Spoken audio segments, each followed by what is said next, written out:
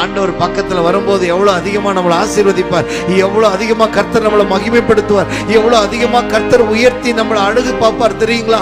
அல்ல கொஞ்சம் அதை யோசிங்க, கொஞ்சம் அதை யோசிங்க. நம்முடைய சுயம், நம்முடைய சரீர சுகம், நம்முடைய பலவீனம், நம்முடைய காரியங்கள் எல்லாம் கொஞ்சம் ஒதுக்கி வச்சுட்டு, ஆண்டவரே இதெல்லாம் என்ன மேற்கொள்ள கூடாதுப்பா, இதெல்லாம் என்ன மேற்கொள்ள கூடாதுப்பா, என் குடும்ப சூழ்நிலை மேற்கொள்ள கூடாது, என் பாவ இச்சைகள் மேற்கொள்ள கூடாது, என் சரீர பலவீனங்கள் மேற்கொள்ள கூடாது. அப்பா மனம் திரும்புற ஆண்டவரே, மனம் திரும்புற ஆண்டவரே, எந்தெந்த காரியத்தை இப்போ கர்த்தர் உங்களுக்கு வெளிப்படுத்துறாரோ, எதெல்லாம் வேணாம் மகனே, வேணாம் மகளே, இதுல இருந்து வெளியே வா, இதை குறித்து பேசாத, இதை குறித்து யோசிக்காத, இது குறித்து வெளியே வா என்று சொல்லி எவையெல்லாம் கர்த்தர் உங்களுக்கு இப்பொழுது ஆவியானவர் சொல்லுகிறாரோ அதுல இருந்து சொல்லுங்க. இப்பொழுது நான் அந்த காரியத்திலிருந்து வெளியில வர ஆண்டவரே, அந்த காரியத்திலிருந்து வெளியில வர ஆண்டவரே. ஜெபிக்க முடியாம